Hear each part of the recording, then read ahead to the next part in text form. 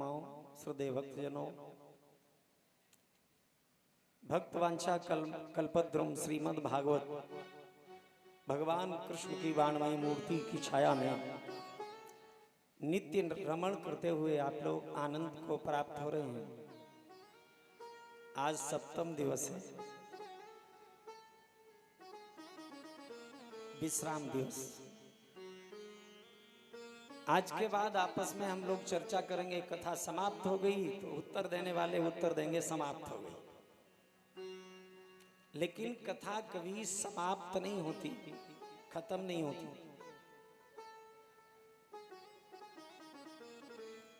कथा अथाह सागर है, इसमें कभी पूर्णता आती ही नहीं। और हम अगर ये मान लें कि ये पूर्ण हो गई तो हमारी मूर्खता है। यही कथा 21 दिन तक मैं कह चुका हूं, लेकिन बाद में फिर भी सूक्ष्म में निकालनी पड़ी। कोई था नहीं। जब इसको लिखने वाले ही व्यास थे, व्यास माने आधा, अर्ध अवतार थे ये। तो जब व्यास जी ही आधे थे तो कथा कैसे पूर्ण हो सकती है?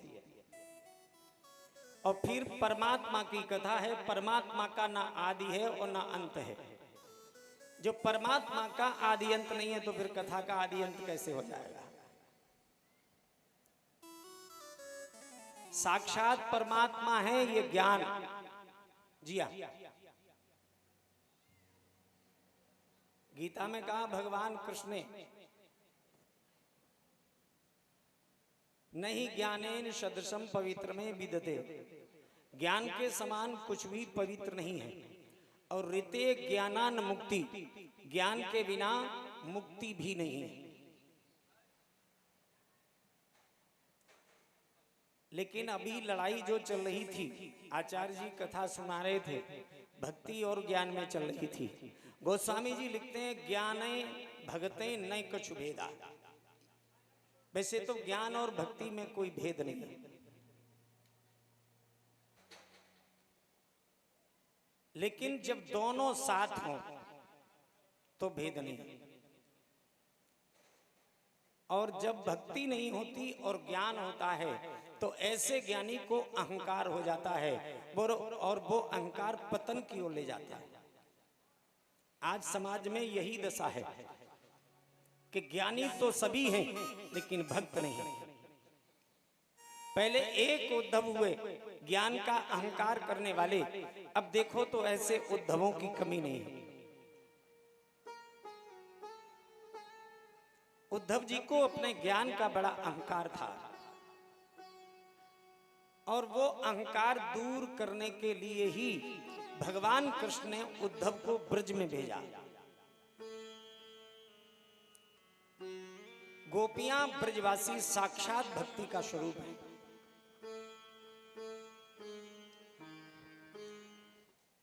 उद्धव जी पहले तो अपने ज्ञान पोटली खोलते रहे, क्योंकि ये निराकार ज्ञानी थे ना, निराकार के पुजारी।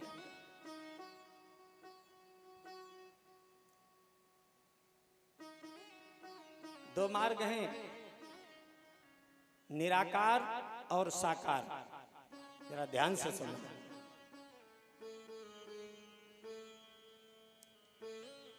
यानी निष्काम कर्मयोग और सकाम कर्मयोग।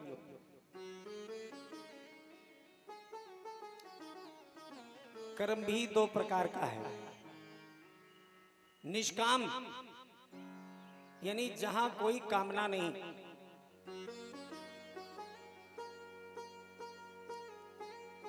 जहां कुछ मांगते ही नहीं, निष्काम कर्मयोग। सकाम कर्मयोग जहां मांगा जाता है, इच्छा रखी जाती है।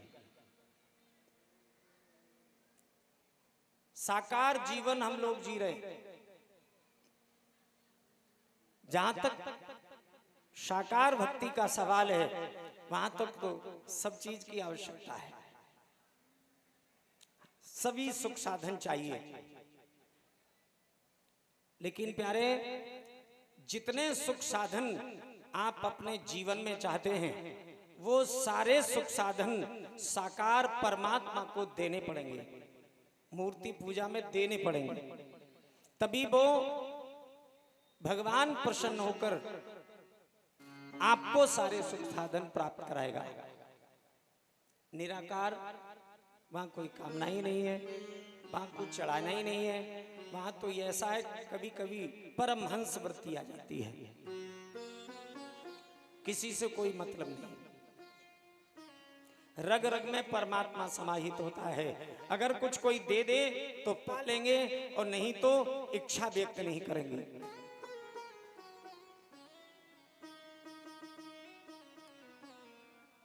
केवल मुंह से एक और काम करते हैं हम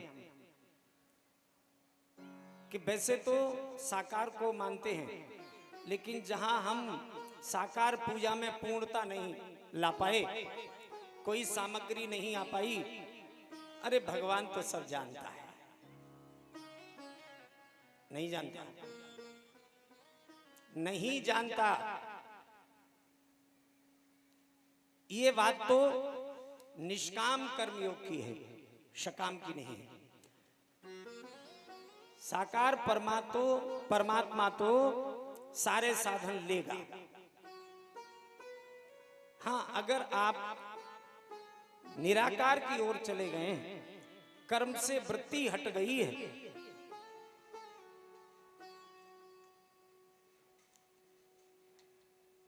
बोलो गोविंद भगवान की जय हो, तो ऐसे जीव का परमात्मा, निराकार परमात्मा सब जानता है। बचने के लिए साकार में निराकार को मत लाओ। साकार साकार है, निराकार निराकार है। जितने भी संत हुए त्याग वाले, त्याग वृत्ति वाले संत, वो सभी निराकार के प्रेमी थे। आज जो क्लेश है हमारे समाज में वो इसी बात का है। उनके जो अनुयायी हैं वो वही निराकार मार्ग मानते हैं। निराकार को प्राप्त करने के लिए साकार एक सीढ़ी है। डायरेक्ट आपसे कहा जाए छत पर पहुंचिए बिना जीना सीढ़ी के, पहुंच सकते हैं? कोशिश तो करेंगे, लेकिन कदाचित पैर फिसल गया तो हड्डी पसली जाम हो जाएगी। वही हो रहा है। जितने निराकार के अनुयायी हैं, अब उन्होंने साकार को संभाला नहीं, जीवन को पवित्र बनाया नहीं, अपनी इंद्रियों को जीता नहीं, बुद्धि दृढ़ की नहीं, मन को दृढ़ किया नहीं, अब वो डायरेक्ट निराकार पर पहुंच गए।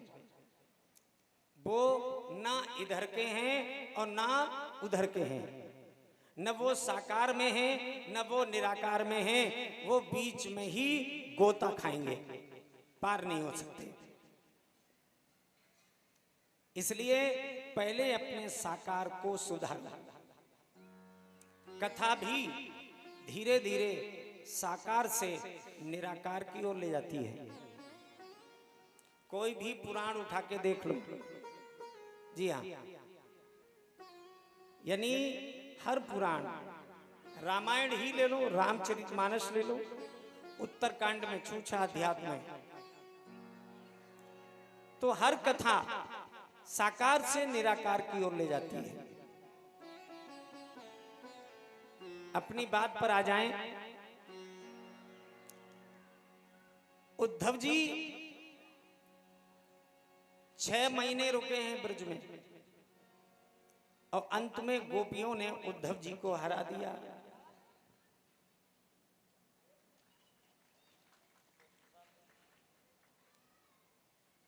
उद्धव जी को हार स्वीकार करनी पड़ी। भक्ति धारण की है उद्धव जी ने, इसलिए मैं तो यही कहूंगा कि अगर शांति और सुखमय जीवन जीना चाहते हो तो भक्ति धारण करो, नित्य भजन करो। हाँ, कोई मंत्र ना आता हो तो नेत्र बंद करके, कान बंद करके, ज्यादा नहीं, शुरुआत में 5 मिनट से ही अभ्यास आरंभ कर दो। 5 मिनट से अगर 15 दिन में आप में परिवर्तन ना जाए, बदलाव ना आ जाए, तो आकर के हमें पकड़ लेना कि आपने क्या कहा था। 15 दिन में बहुत सुख शांति प्राप्त होगी। केवल ध्यान करो, केवल ध्यान। और कोई मंत्र आता है और कुछ नहीं तो ओम तो सबको आता है, मन ही मन ओम का जाप करो। अगर गायत्री मंत्र आता है तो नित्य गायत्री मंत्र का जाप करो। अगर गुरु दीक्षा ले ली है तो गुरु मंत्र सभी देवताओं का मंत्रों का पूरक होता है, गुरु मंत्र का जाप करो। आनंद आ जाएगा जीवन में। बिना भजन के जीवन में कुछ नहीं है। उद्धव जी ने भक्ति धारण की और ये पाठ कितने दिन में सीखा उद्धव जी ने भक्ति का? 6 महीने में। आज तो हम लोग तुरंत चाहते हैं। अगर डॉक्टर के भी पास जाएंगे बीमारी का इलाज कराने तो वहां भी यही करेंगे, महाराज बहुत जल्दी डॉक्टर साहब ठीक हो जाए। और डॉक्टर साहब भी इसी के लिए बैठे हैं। लगाया पेंसिलिन, हाँ, एक मर्ज दब गई, दूसरी मर्ज तैयार हो गई। बोलो वृंदावन बिहारी लाल की। तो जल्दी के चक्कर में नहीं रहो। अगर भक्ति मार्ग में चलोगे, प्रभु के मार्ग में चलोगे तो आपको समय देना ही पड़ेगा। वापस आए उद्धव जी, पत्र लेकर के गोपियों को वादा करके आए हैं कि भगवान कृष्ण को हम लेकर आएंगे।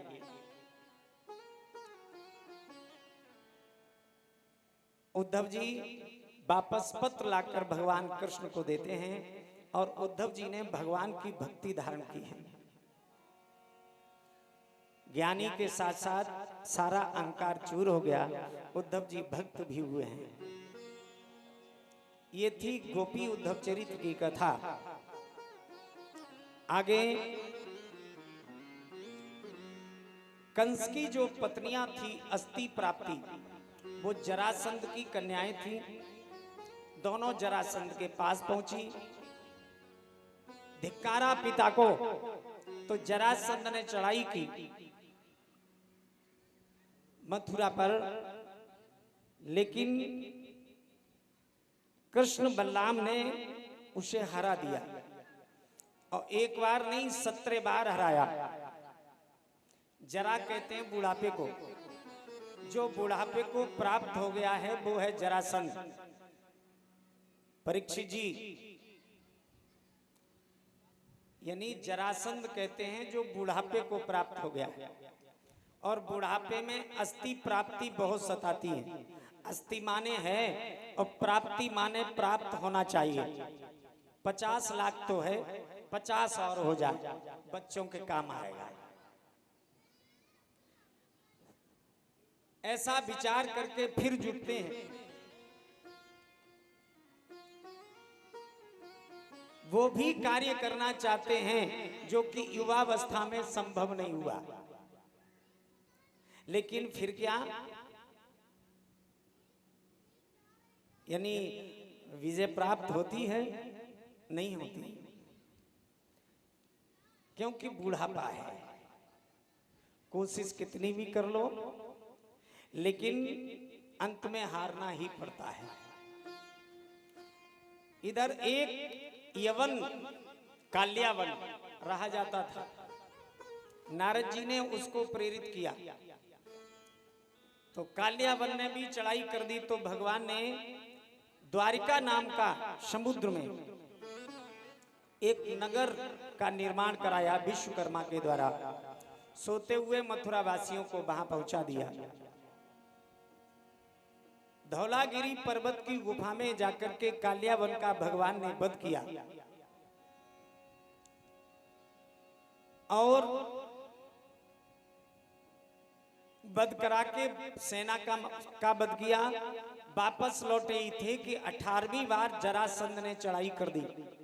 तो भगवान कृष्ण बलराम जरासंध के सामने से भागने लगे, प्रवर्षण पर्वत पर चढ़ गए। एक ही रास्ता चढ़ने का था। जरासंध ने कहा रास्ते में आग लगा दो, भूखा प्यासा मर जाएगा, निकल नहीं पाएगा। अग्नि लगा दी। भगवान बलराम का हाथ पकड़ के पर्वत से कूद कर गुप्त रास्ते से होकर द्वारिका में आए। प्रभु द्वारिकाधीश कहाए। बोलो द्वारिकाधीश भगवान की। आइए, अब प्रभु बड़े हो गए हैं, भगवान के विवाह नहीं हुए, अब विवाह कराते हैं। आगे रुक्मिणी कृष्ण के विवाह की सुंदर कथा है, आप लोग आनंद लेंगे। लेकिन प्रभु का गुणानुवाद गाते हुए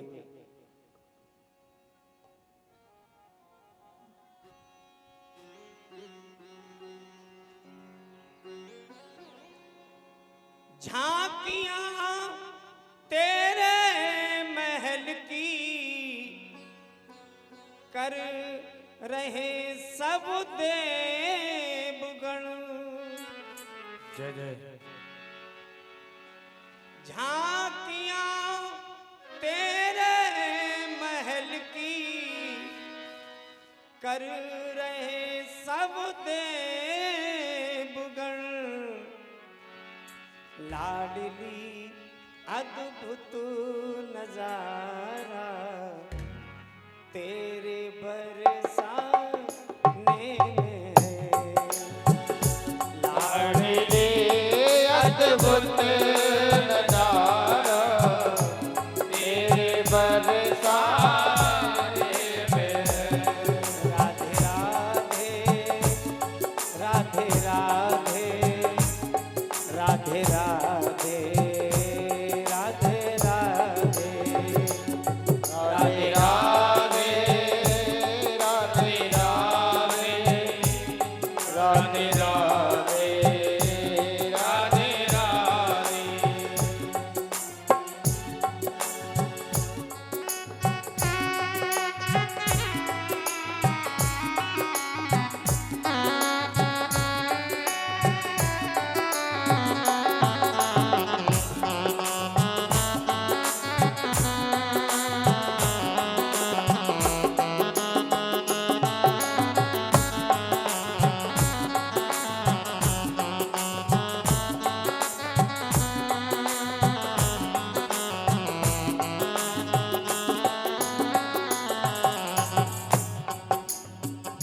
हर डाल पर तेरी दया की एक नजर। हर लता हर डाल पर तेरी दया की एक नजर। हर लता हर डाल पर तेरी दया की एक नजर। हर समय यसमती दुलारा। हर समय यसुमती दुलारा तेरे बरसाने में। हर समय यसुमती दुलारा तेरे बरसाने में। राधे राधे राधे राधे राधे राधे राधे राधे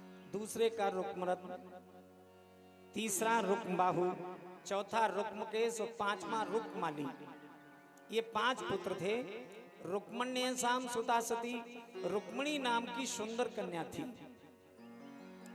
बाल्यावस्था में ही देवर्षि नारद कुंडनपुर आए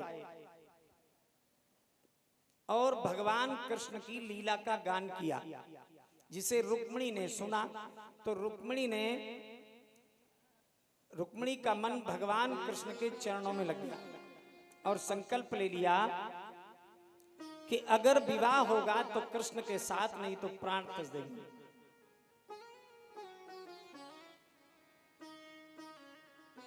कहने का मतलब अब रुक्मिणी ने भगवान कृष्ण का एक मानसिक चित्र बनाया है, नित्य उसका पूजन करती है, कृष्ण के गुणानुवाद गाती है। धीरे धीरे समय बीता तो रुक्मिणी विवाह के योग्य हुई। महाराज भीष्मक ने एक दिन सभा में प्रस्ताव रखा कि रुक्मिणी विवाह के योग्य हुई, रुक्मिणी विवाह के योग्य हुई, उस कारण बढ़ता जाता है।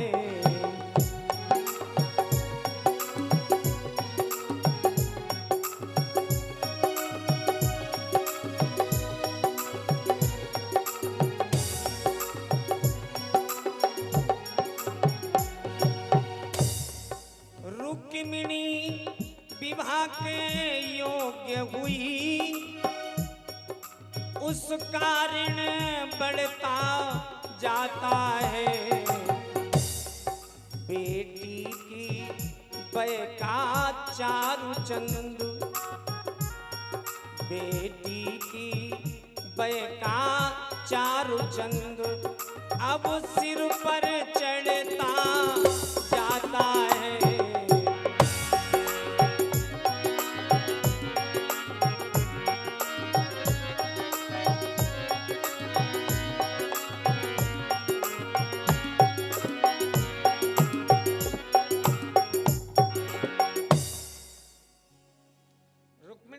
के योग्य हो गई है, उसके लिए कोई सुंदर वर बताओ। सबसे बड़ा पुत्र रुक्मग्रज खड़ा हुआ और कहने लगा, पिताजी हमने बहन के लिए एक ही वर चुना है, जिसका नाम है शिशुपाल। और अपने मुख से ही प्रशंसा करने लगा।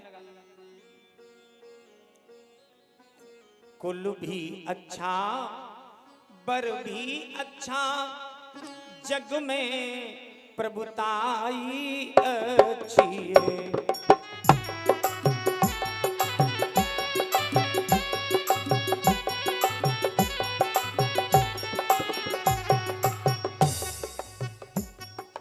कुल भी अच्छा, बर भी अच्छा, जग में प्रभुताई अच्छी है। मैं दावे से कह सकता हूँ, सब तरह सगाई अच्छी है।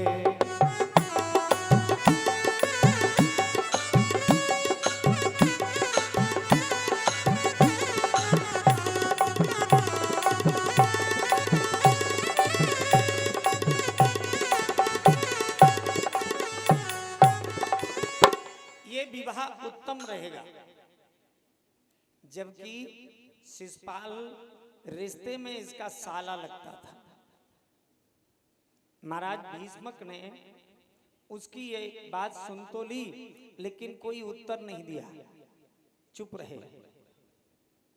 कुछ देर के बाद उससे छोटा पुत्र रुक्मरथ खड़ा हुआ।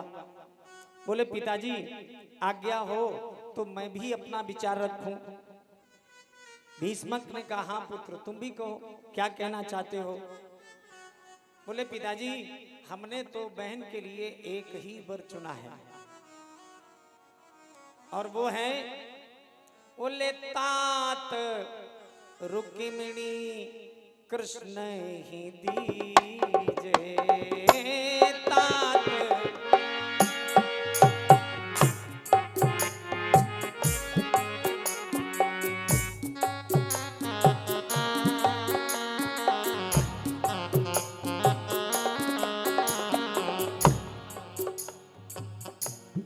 तात रुक्मिणी कृष्ण की दीजे तात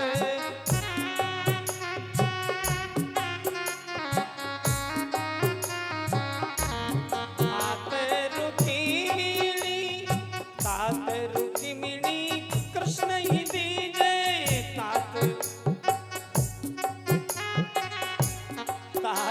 रुक्मिणी कृष्ण की दीजे नबलनाथ वसुदेव की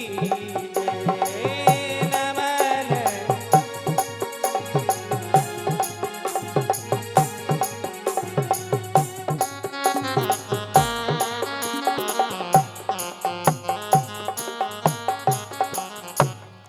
रुक्मिणी कृष्ण को देकर ये नया रिश्ता हम वसुदेव से करेंगे। रुक्मरथ की बात सुनकर गदगद हो गए महाराज भीष्म और कहने लगे पुत्र तुमने बहुत सुंदर बात कही। उस यदुकुल में भगवान कृष्ण साधारण पुरुष नहीं देवादिदेव हैं, हमारी कन्या के योग्य वर हैं। रुक्मग्रज ने देखा हमसे छोटे की बात मान ली गई, मेरी नहीं मानी गई, ये बड़ा अहंकारी था। क्रोध किया इसने, खड़ा हो गया और चिल्लाने लगा धिक्कार है तुम्हारे विचारों को। कहां एक महाराजा और कहां ग्वाला, क्या है उस कृष्ण के पास जो मेरी बहन को प्रसन्न रखेगा। पहले तो उसकी जाति का कोई पता नहीं। 11 बरस नंद घर रहा,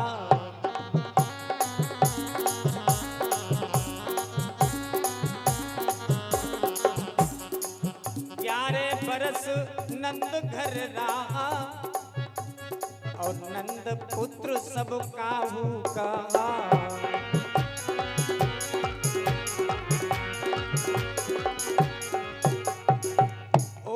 कामरी गाय चराई और जाति उजा सुन जावे जानी।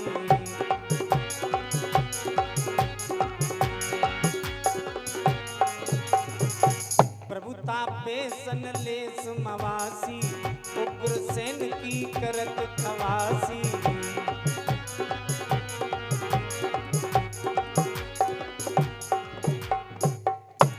11 वर्ष तक नंद के यहाँ रहा, सभी नंद पुत्र कहते रहे। वसुदेव के यहाँ गया तो वसुदेव पुत्र कहने लगे, जाति का कोई पता नहीं। काली कमली ओढ़कर गौचारण करता रहा, घर घर में दधी माखन की चोरी करता रहा। आज भी उसके पास क्या है, उग्रसेन के यहाँ रहता है, उनकी आज्ञा का पालन करता है। जो स्वयं दूसरे के अधीन है, मेरी बहन को सुख क्या देगा। बोले किसी की बात नहीं चलेगी, विवाह मेरे ही अनुसार होगा। पहले तो एक अहंकारी रुक्मग्रज हुआ, आज देखो तो ऐसों की कमी नहीं है। महाराज बात खराब हो जाएगी, विवाह तो यही होना चाहिए। वहां तो लड़का लड़की दोनों का जीवन लड़ रहा है, जीवन का सवाल है, और तुम अपनी बात खराब कर रहे हो। ऐसे लोगों की बात कभी नहीं माननी चाहिए।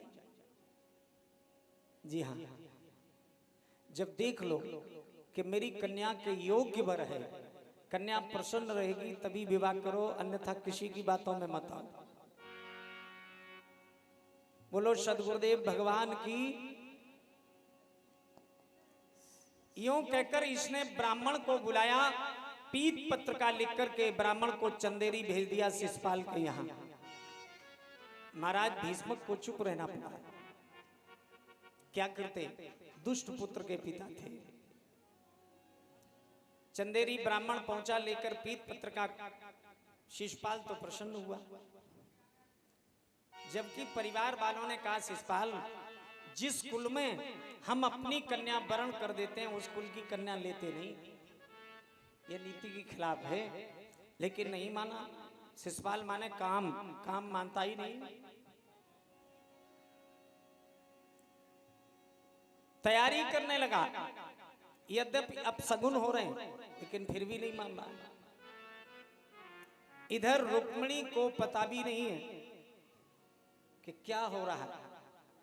एक दिन रुक्मिणी पूजा कर रही थी, उसी समय एक सखी ने आकर कहा, बहन तुम्हारी पूजा तो ये पवित्र सिद्ध हो गई। कैसे? बोले अब तो तुम्हारा विवाह होने वाला है। विवाह? जब तुम्हें ये मालूम है कि मेरा विवाह होने जा रहा है तो ये भी मालूम होगा कि किसके साथ। हंसते हुए उस सखी ने कहा, बोले इसके लिए इनाम दो तब बताएंगे। बोले इनाम भी मिलेगी, बताओ। उसने कहा सखी शिषपाल के साथ। ज्यों ही ये वचन कहे बाण के समान चुभ गए हृदय में रुक्मिणी के और आंखों में आंसू भर लाई और कहने लगी तुम्हें इसका इनाम मिलेगा।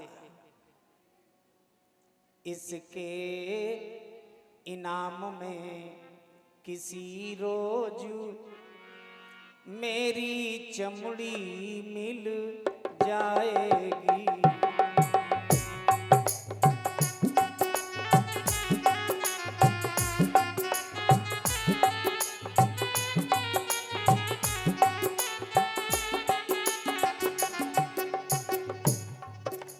इसके इनाम में किसी रोज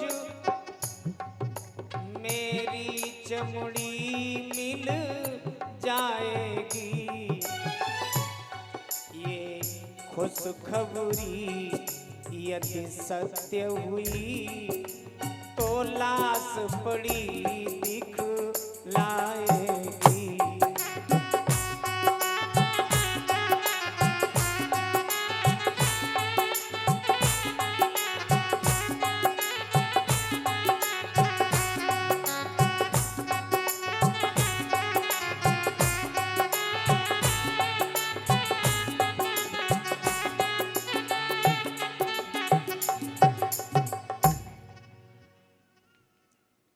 अगर तुम्हारी वाणी सत्य हुई तो मैं प्राण दे दूंगी। उस सखी ने कहा, सखी ऐसा क्यों कह रही हो? बोले इसलिए मेरा संकल्प है कि विवाह करूंगी तो कृष्ण के साथ, नहीं तो प्राण त्याग दूंगी। और आज से नहीं, बाल्यावस्था से। सुने नारद सो हरि के यस का तनहु मनहु बने बंदी बिकोरी। परिवार उन्हीं पर बार दियो और चित चोरी गयो चित चोर की ठोरी। अब को कछु कहो सोच नहीं पनरो पी भई प्रणपाल पे बोरी। इन अखियन सो नहीं टार टरे सियरी सी छटा पियरी सी पिछोरी। हुआ भी यही। रुक्मिणी से विवाह कार्यक्रम में सम्मिलित होने के लिए कहा, रुक्मिणी ने इनकार कर दिया। क्रोध करके मारने को आया रुक्मग्रज, लेकिन मां बीच में आ गई, बचा लिया। मां ने रुक्मिणी को समझाया, बेटी विवाह कार्यक्रम में सम्मिलित हो जा।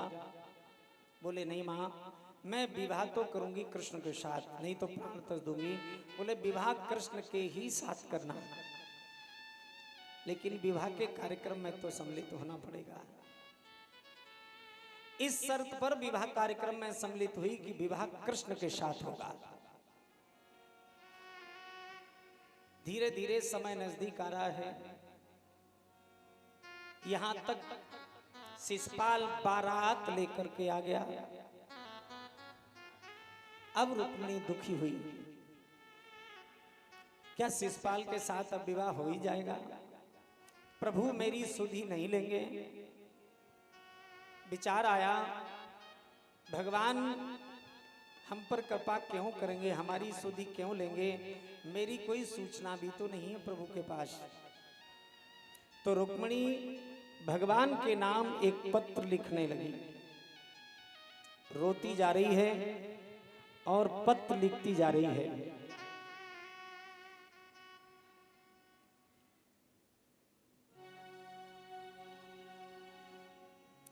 क्यों देर कर रहे हो, करुणा के करते करते, क्यों देर कर रहे हो,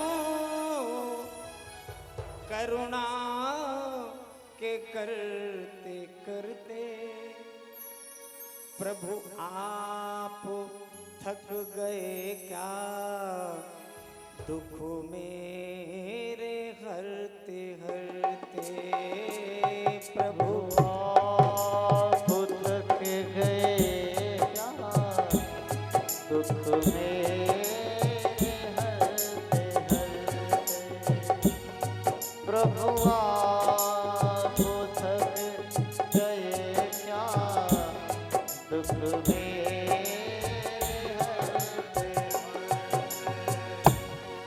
क्यों देर कर रहे हो,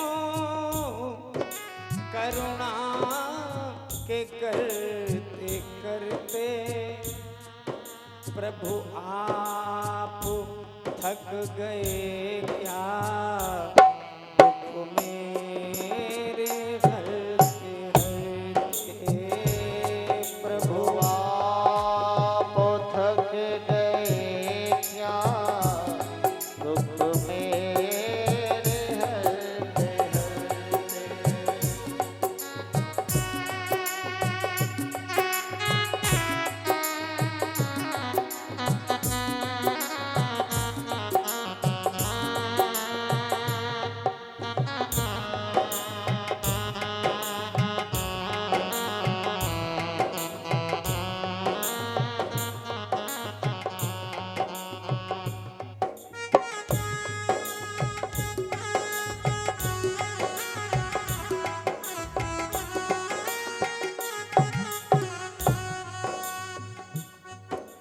मैं दीनहीन अबला, केवल तुम ही सहारे, मैं दीनहीन अबला, केवल तुम ही सहारे, ऐसे में बोलो किसकी अब और ये निहारे, ऐसे में बोलो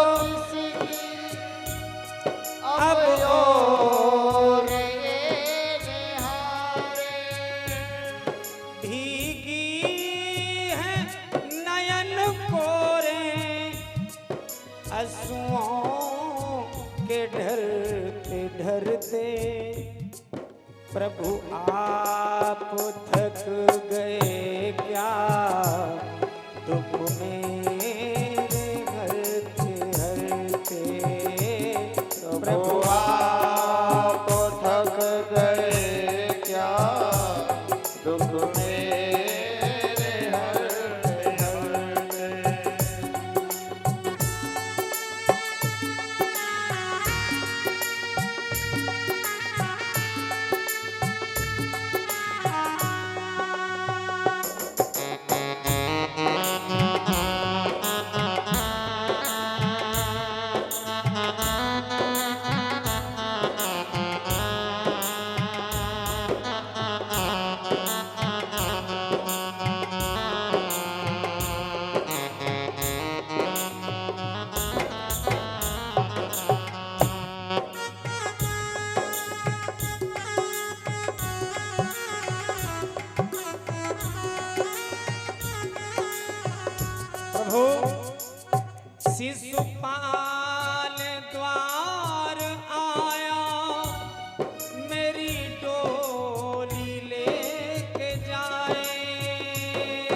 शिषपाल द्वार आया, मेरी डोली लेके जाए। जीवित नहीं बचूंगी यदि ऐसी घड़ी आए। जीवित नहीं बचूंगी यदि ऐसी घड़ी आए। संदेश समझ लेना प्रभु मेरे मरते मरते, प्रभु आप थक गए क्या दुख मेरे हरते हरते। प्रभु आप थक गए क्या दुख में हरते हरते। क्यों देर कर रहे हो करुणा के करते करते। प्रभु आप थक गए क्या दुख मेरे हरते हरते। प्रभु आप थक गए क्या दुख मेरे हरते।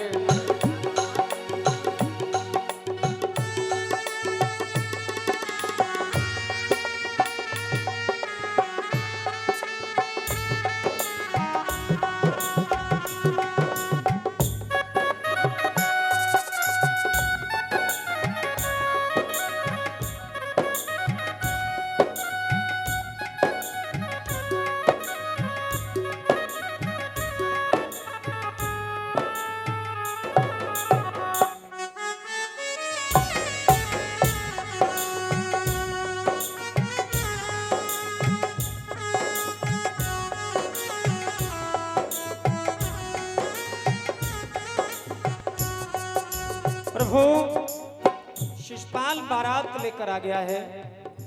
मेरा संकल्प है कि विवाह आपसे होगा, नहीं तो प्राण तज दूंगी।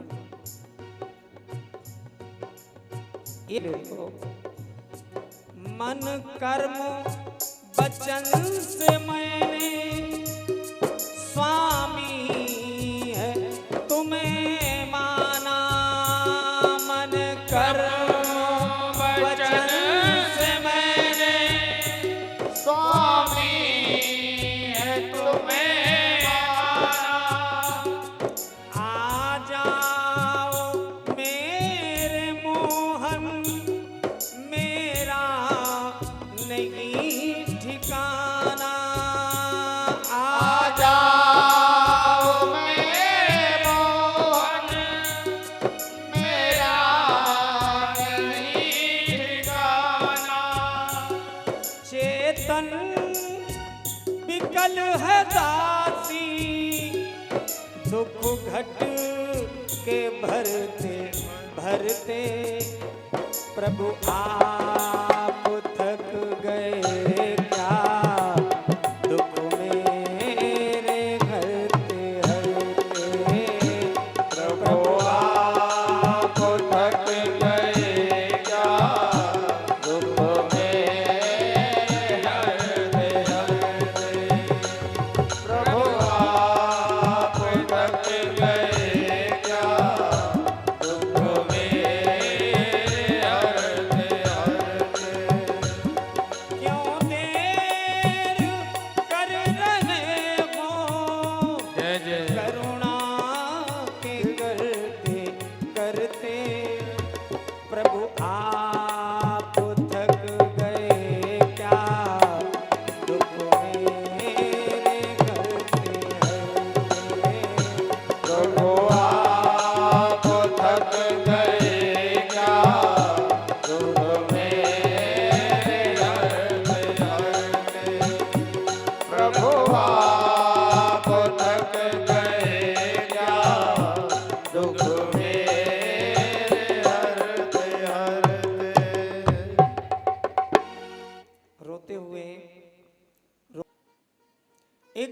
वो है जिसने मुझे जन्म दिया है,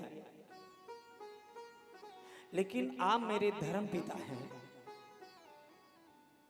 आप मुझे सुंदर वर दे दो। ब्राह्मण ने कहा बेटी करना क्या है? पत्र दिया। रुक्मणी ने कहा महाराज ये पत्र लेकर द्वारकाधीश कृष्ण के यहां चले जाओ। जब रुक्मणी ने अपनी व्यथा सुनाई तो ब्राह्मण भी गदगद हो गए और कहा बेटी मैं ये कार्य तेरा अवश्य करूंगा। मैं ये पत्र लेकर द्वारकाधीश के यहां अवश्य जाऊंगा। विचार करना, रुक्मणी जीव है, गुरु बिन भवनिधि तरियन कोई, चाहे बिरंच शंकर सम होई। गुरु के बिना कोई भवसागर से पार नहीं होता, चाहे वो ब्रह्मा शिव के समान क्यों ना हो।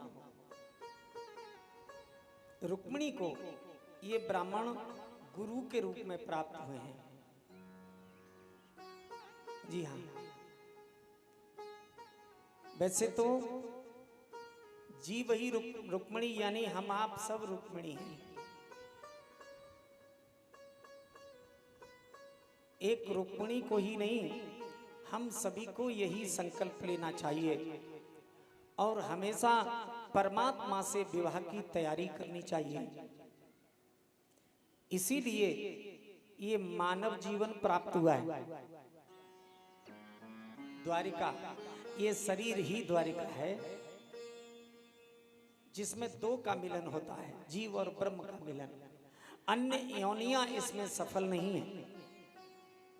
केवल मानव जीवन को ही यह सौभाग्य प्राप्त हुआ है परमात्मा की कृपा से।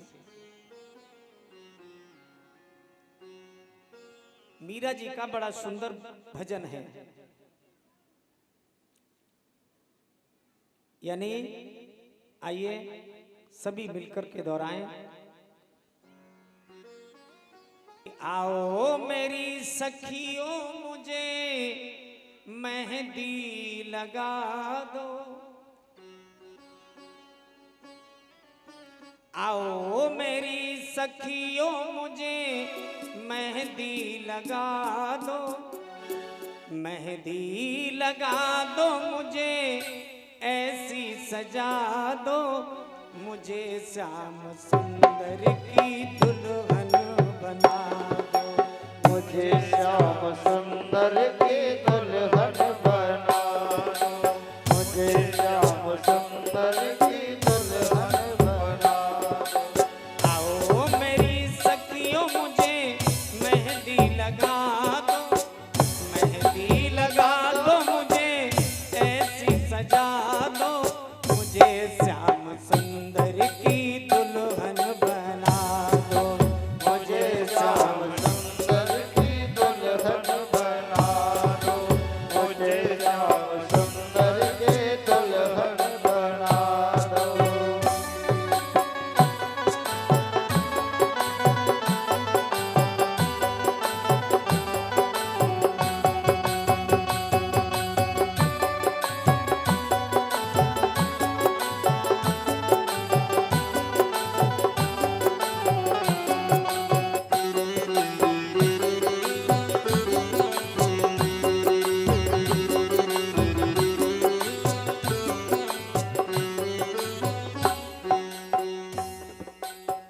भगवान की सच्ची भक्त हुई मीरा भी। परिवार वालों ने बहुत अत्याचार ढाए तो सबको त्याग कर मीरा जी वृंदावन आ गई। श्याम के रंग में रंगी मीरा। मानो किसी ने पूछा हो देवी तुम्हें ये विचार कहां से प्राप्त हुए? तो मीरा जी कहती सुनो, सत्संग में मेरी बात चलाई, सत्संग में मेरी बात चलाई, बोले ये सत्संग से विचार मिला।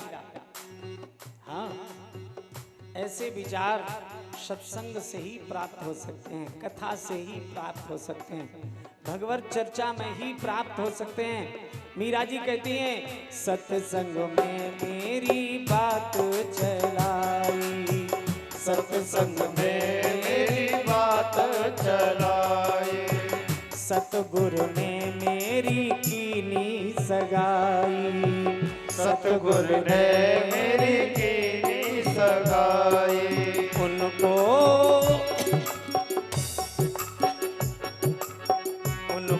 बुला के हथले बातों करा दो, उनको बुला के हथले बातों करा दो, मुझे श्याम सुंदर की दुल्हन बना, मुझे श्याम सुंदर की दुल्हन बना, आओ मेरी सखियों मुझे मेहंदी लगा दो, आओ मेरी सखियों मुझे मेहंदी लगा दो, मेहंदी लगा दो मुझे ऐसी सजा दो, मुझे श्याम सुंदर की दुल्हन बना दो, मुझे श्याम सुंदर की दुल्हन बना दो।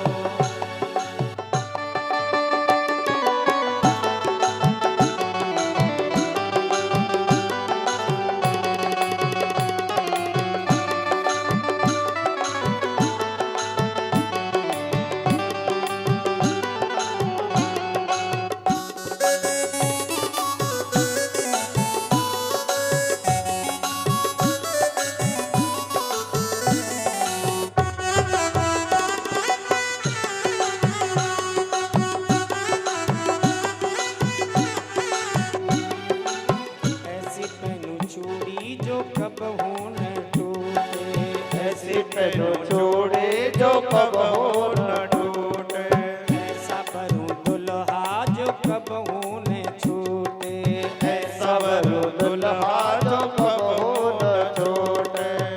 ये संसार का दूल्हा तो साथ छोड़ देता है,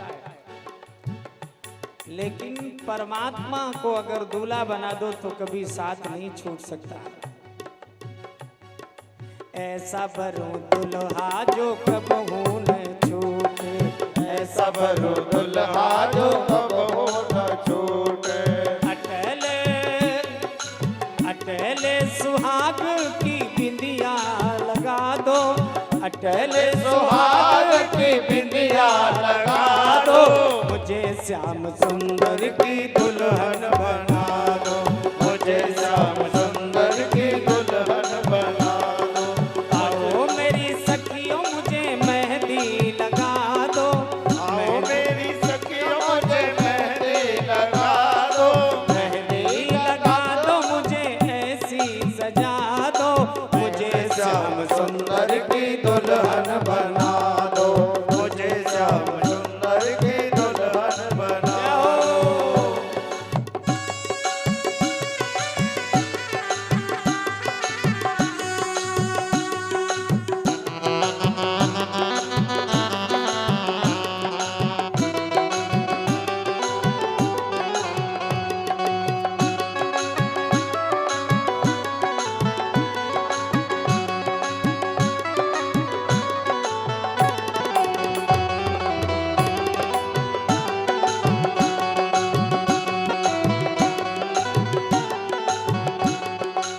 ऐसी ओढ़ू चूनर जो रंग नाही छूटे, ऐसी रंग चूनर जो रंग नाई छूटे, ऐसी रंगा दे जाको रंग नाही छूटे, धोबिया धोए चाहे सारी उमरिया, श्याम पिया मोरी रंग दे चुनरिया, ऐसी ओढ़ू चूनर जो रंग नाही छूटे, ऐसी रंग चूनर जो रंग नाई छूटे, प्रीति का धागा ये कब न टूटे, प्रीति का धागा ये कब हो न टूटे, आज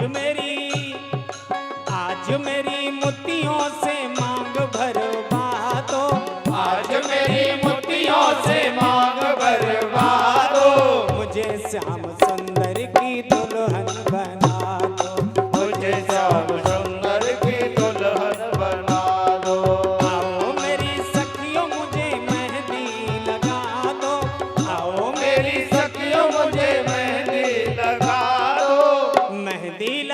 दो मुझे